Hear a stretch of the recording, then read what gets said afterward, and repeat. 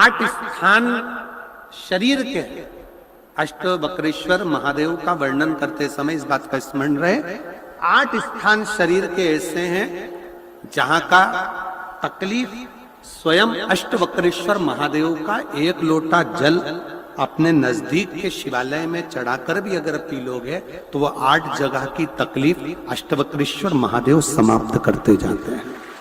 8 स्थान, पहला नेत्र, ये भुकुटी के बीच का स्थान, भुकुटी के मध्य का स्थान।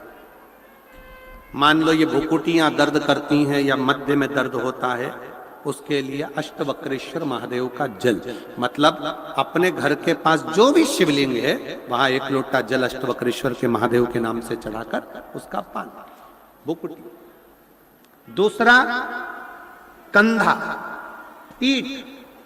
कई लोग ऐसे हैं जो रात्रि को अच्छे से सोते हैं और सुबह उठते हैं तो उनका ये दोनों हाथ के बीच का जो भाग होता है वो दर्द करता ही है।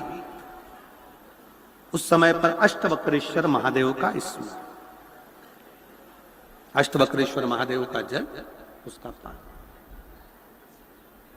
तीसरा, रीढ़ की हड्डी का डॉक्टर बोल दिया कि ये गुरिया खसक गया है, 1 नंबर 2 नंबर 3 नंबर का यदि कोई क्रम खसक गया है तो उस स्थान के लिए भी अष्टवक्रेश्वर। आप ऑपरेशन बाद में कराना, डॉक्टर बोल दिया है आप ऑपरेशन कराओ, मना नहीं है, पर एक बार अष्टवक्रेश्वर महादेव के नाम से दुर्वा बेलपत्र चढ़ाकर, जल चढ़ाकर, सुबह में दुर्वा का सेवन, प्रदोष काल में बेलपत्र का सेवन और रात्रि को सोने से पहले जो जल अष्टवक्रेश्वर का चढ़ाया हुआ है उसका पान करिए। आपकी रीढ़ की हड्डी का कैसा भी क्रम होगा वो ठीक होना प्रारंभ हो जाएगा। अष्टवक्रेश्वर,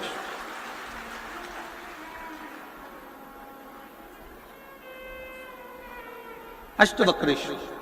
चौथा स्थान बताया, अगर चेस्ट में कोई तकलीफ आती है, चेस्ट में गांठ हो जाए या चेस्ट में कोई प्रॉब्लम खड़ी हो जाए तो उसके लिए भी अष्टवक्रेश्वर महादेव का स्मरण किया जाता है।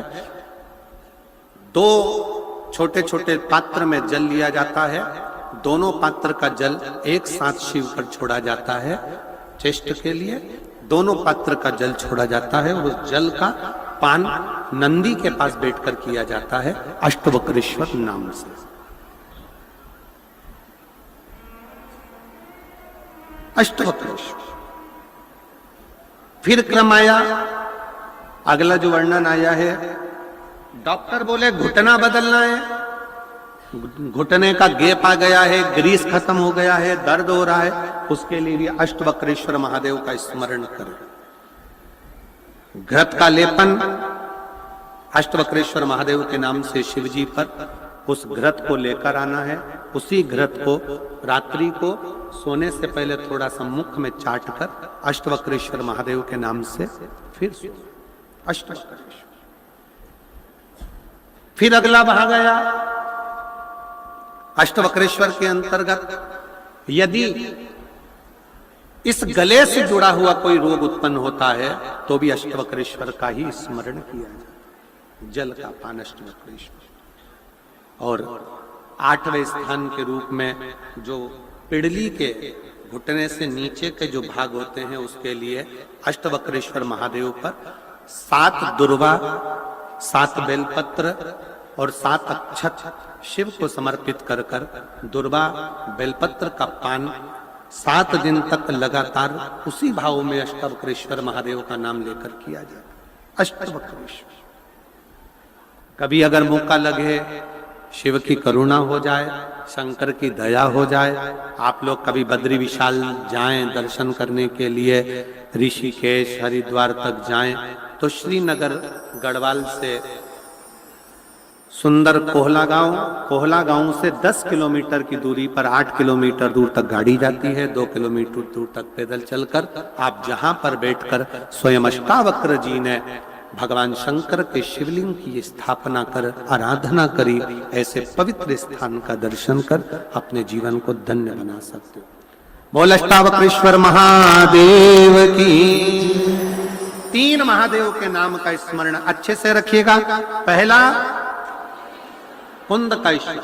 बड़े से बड़ा रोग हो जाए, दवाइयां डॉक्टर जो दे उसको खाओ, पर साथ में कुंद के ईश्वर महादेव का नाम लीजिए, जांच भी कराइए, दवाई भी कराइए। दूसरे नंबर का श्रंभेश्वर महादेव।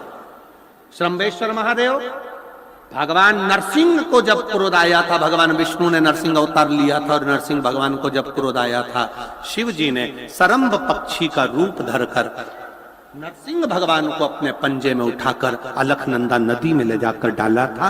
इसलिए आज भी जब हम बद्रीनाथ जाते हैं, राइट में पुल पे से जाते समय जो ताप्ती कुंड है जिसमें से पानी गर्म निकलता है, उसके ठीक नीचे एक शिला का दर्शन करते हैं।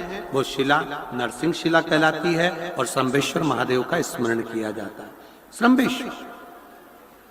श्रंभेश्वर महादेव क्रोध की संयमितता रखता है, चिड़चिड़ेपन को समाप्त करता है श्रंभेश्वर महादेव। और तीसरे नंबर पर है, जम के बोलो, अष्टवक्रेश्वर महादेव। अष्टवक्रेश्वर